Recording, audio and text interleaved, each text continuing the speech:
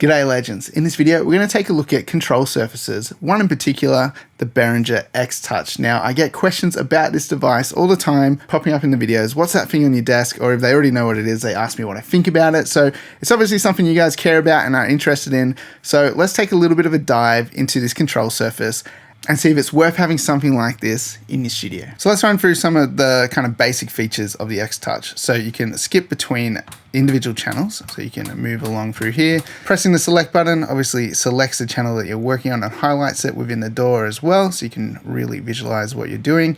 And it also then lets you choose from different options on that channel. And so you can also skip between banks. So we have 8 channels, so we can jump 8 channels at a time if you want to quickly move through the session. In the door, you've got zooming. So you can push this in and you can tap to zoom in and out, which is a nice little feature. And you've also got this transport wheel. Now this thing really bugs me because this is probably the glitchiest part about my X-Touch. I don't know if it does it for everyone else's, but mine in particular, when I scroll quickly through the session, you can see it bounces around. Even when I try to go backwards, it's particularly bad.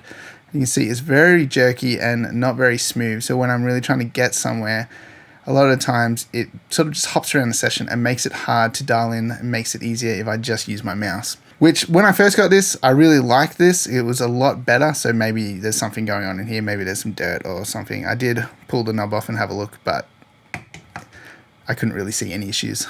If you have one of these and it works fine, drop it in the comments because this could just be an issue with my device. So we've got our main volume here. This is just like the master in Logic, so you can see at the top, so it turns everything right down. So up here we have our global view, so we could click that and then we pick one of these options. So we got audio tracks and it's going to show us everything that's in the global window, even if it's hidden. So you can see these muted tracks, they're actually hidden out here, but they're going to show up when we have the global view and audio track selected. And so you don't have to hit that button, you can just press any of these buttons and it starts jumping through your list of options. So your auxiliaries, buses if you got any, outputs, audio instruments, just a click, inputs, nothing's assigned there at the moment. So there's no MIDI in this, so I can't jump to any MIDI tracks, so on and so forth. So a great way of quickly finding certain things within the session. So on your individual channels, you've got the record button, so you can hit that, arm it for recording, and then you could use your record button down here to fire off and away you go, but I don't actually want to record anything there right now. And then you've got your solo and your mute. Now this is one of the features about the X-Touch that's really great, is that you can solo and mute tracks at the same time. So if you're trying to compare two things, say like you recorded 2 different microphones on a vocalist and you want to see which one you prefer the sound of, you don't have to do a lot of clicking of muting and soloing and jumping between stuff. You can play the track, you'd have one soloed, and then as it's playing you could skip to the other one, simultaneously doing that without having to stop at any point, and you can really hear the difference when you're doing that. So that's a really great feature. Same deal if you got one track muted and one playing, and then you can listen to the whole thing in the context of the track and then mute the other one. It's a really great way of being able to compare sounds. Being able to do multiple mutings and solos all at the same time is a great feature. One thing that does bother me about the X-Touch is that it's actually a really flat unit. There is nothing holding it up. So on my desk, I actually have some foam underneath this that's propping it up at a bit of an angle so I can actually see the screens. When this is flat on the desk, you can't read these at all, and it's quite annoying. So it probably would have been a good idea if they built in like some stands underneath it that folded out. That's just my 2 cents, because having this flat on the desk is actually super annoying, and you really do need to prop it up with something to really get a better view on the LCDs, and it just makes it nicer to use. Okay, so when we hit auxiliary, I'm pretty sure this shows us our track stacks in Logic. So we've got a drum track stack, bass, and our guitar track stack.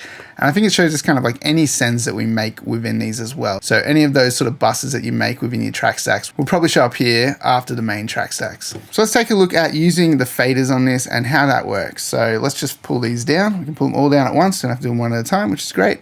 And now we've zeroed out our track. There should be nothing playing now. Now I'm going to hit play and I'm going to bring the tracks in and show you how the faders work.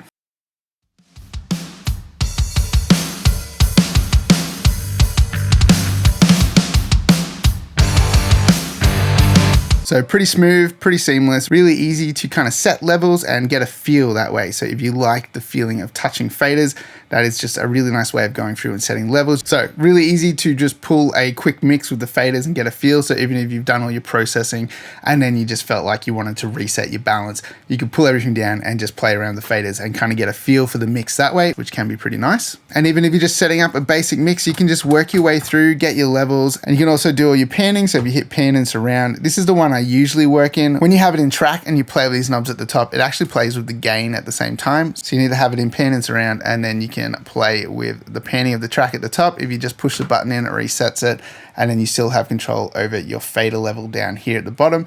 So if you hit the flip button, it actually turns the fader into the panner. So you can see that's moving around there. And then another great thing when using something like a control surface is to be able to use automation in touch mode. So you can really ride the faders and get a feel for your mix that way. So all you have to do is select the track that you want to add some automation to. I'm going to do the drum parallel compression, so a drum crusher, and then I'm going to come over here and put it into touch mode. And then what I'm going to do is when the chorus hits, I'm going to bump this up a little bit. Can't plan the attack. I'm losing control. And you can see when I took my finger off, it actually jumped back down to where it was before because I was still playing the track. Now, if I had held it in place and then pressed stop, then it would stay where it was. Very similar to when you're using a mouse and you are doing automation and sort of riding it that way. If you unclick the fader while the track's still playing, it will jump back to where it started originally. And we can see up here, our automation has come in nicely. The attack. So you could go through and turn all of these into touch mode. And then you could go through and you could mix the drums and add little changes through the mix as you go. And then we can put them back into read mode just by touching them and hitting read. And so same deal with any of these things. So touch, latch, right, trim, basically just have it selected and you can assign that. Obviously you have all the other great things in here too, like you can fast forward through the track, stop, play, hit record. Really makes it nice and quick and easy having the transport bar here. Hitting the scrub button lets you move slowly and finer through the session with the transport wheel, and then obviously unchecking it, you can move quite quickly through it. Hitting drop lets you access the drop in feature, so you can drag this bar and set it where you want if you were just trying to punch in a certain section. So for example, let's say we're tracking over the kick, we can arm that, and then we can bring this back and hit record.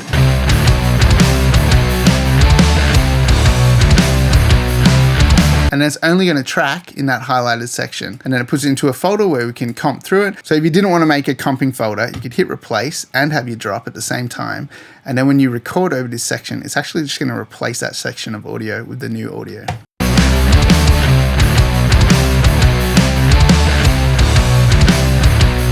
We're not recording anything, but you can see it has replaced that section, which is a cool feature. There's all these other things at the top here. You got your EQ, you can access your plugins.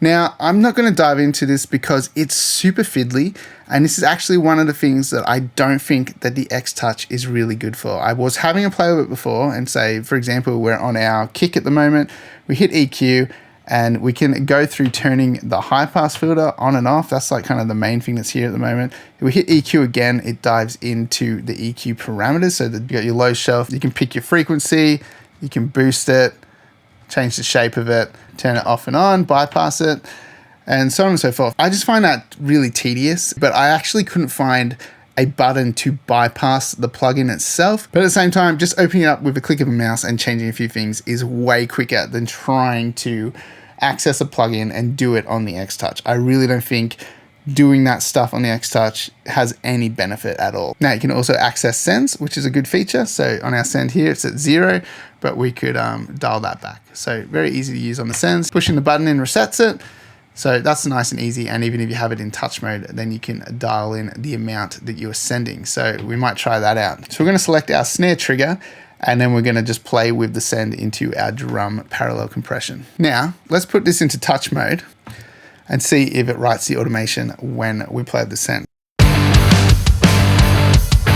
Face planted straight into the truth. So you can see it wrote that automation in really easy while we played the knobs. And that could be a great way of doing something like a throw delay on a vocal. That could help you just have a better feel for feeding it into the effect. And these two buttons, priceless. Being able to hit save, and then also being able to undo anything that we've done at the touch of a button. So really cool if you're tracking something, someone makes a mistake, you just want to stop, undo, scroll back, hit record again. This is a really great way of navigating a tracking session and making it feel really seamless and smooth. Being able to turn your click off and on, and whatever track you're on, hitting solo, like these things are just really useful to just have at your fingertips. So we've also got the plugin button up here. As I was saying, I don't think this is great for navigating through plugins, but you can do it. So whatever track you're on, if you hit plugin, it will show you the plugins on your strip. And then you can press the button of the one you want to access. So say we wanted to go into Clipper from Black Soul Audio, we touch that. And then we can use these knobs up the top to play with the threshold on those. So we can feed in the gain on this plugin. So this is a simple plugin with like a knob and a slider. So this is probably the best plugin to demonstrate this on when you have multiple buttons and switches and knobs in a plugin. It's just impossible to navigate on this. And then you have the threshold, so you can dial that in. Face planted straight into the truth. So in a simple plugin, yeah, that's kind of fun. Like you can dial that in, but honestly, it doesn't really make anything that much quicker being able to do that. It's actually more tedious because you have to search through this stuff, select things, navigate through here. Like just use your mouse and it's way quicker. But the fact is you can do it. It's just tedious. So here's my kind of final thoughts on the X-Touch and whether I think it's worth it and whether you should have one in your studio. It really comes down to your workflow. Do you like using faders? Do you want to use your mouse less? Then yes, go get yourself a control surface and try it out.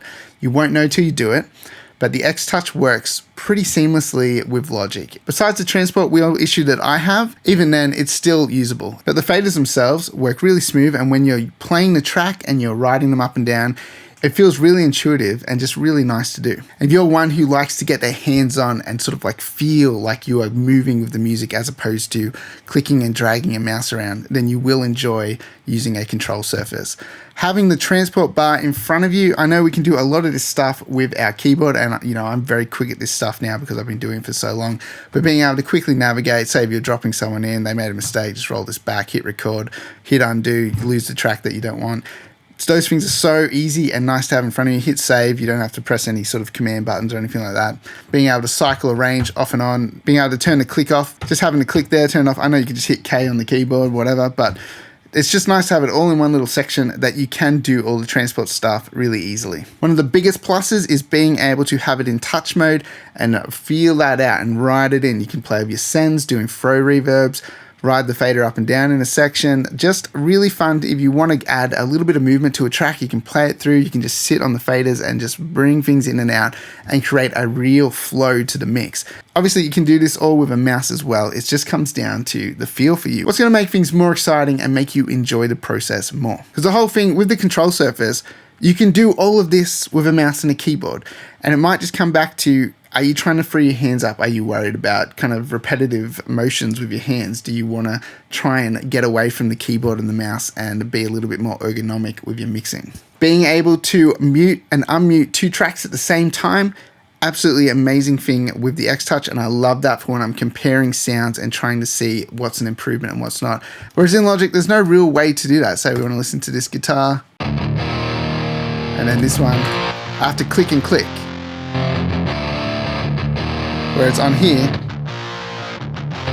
I can jump between them. So I can easily hear the difference. That is an absolutely wonderful feature of having a control surface. So here's some things that I don't like about the X-Touch. Up until very recently, I had no colors on the LCD. They were all one color, and that was a really annoying thing because obviously I expected it on the box. I had all the colors. I expected that stuff to work, and when I plugged into Logic, there was no colors. So I'm not sure how long that's been around, but I just updated everything and now it's there, which is finally after 8 years, I've got colors on the LCDs, so that's kind of cool. And like I said before, accessing plugins, changing parameters in plugins, it doesn't feel right to me doing it here. This just feels like faders. Faders and panning, that's it. That's where it's at. Playing with plugins, it's not for me. Not with this. It doesn't speed my workflow up. It slows me down. So you might get quick at it and you might like it, but that's one of the things that I don't like this unit for. Do I think that you need a control surface in your studio, especially if you are a professional in the field?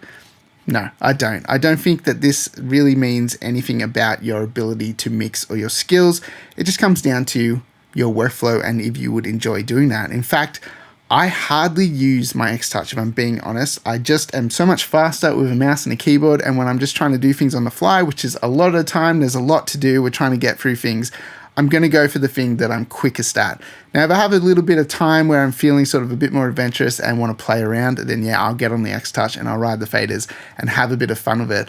But that's mostly all it is to me. It's something enjoyable to be able to play with the faders as opposed to a necessity. But having this on the desk looks great. And when people see the faders jumping around and moving as we're doing things, they like to see that. That's fun. So even though I'm not using the X-Touch all the time, I do like having it in the studio and I do like having it as an option. Now, if you have been thinking about getting an X-Touch, and after watching this video, if it's made you feel like, yeah, I want to go get one, then please use the link in the description below. I'm going to have a link to Sweetwater's website, which I'm an affiliate with. And so it doesn't cost you guys anything extra, but if you use that link, it supports this channel and a small amount of your purchase comes back to the channel. So really appreciate that. And if you shop through Sweetwater regularly, that's a great way of supporting the channel. You can use the affiliate link below and a small commission comes back to this channel, which is a massive support. If you guys enjoyed this video, smash that like button, drop a comment below. Let me know what you think of the X-Touch, or if you have a different control surface, what do you like to use? If you need some drum samples or you're keen to check out a mixing course of mine, then jump on the website in the description below.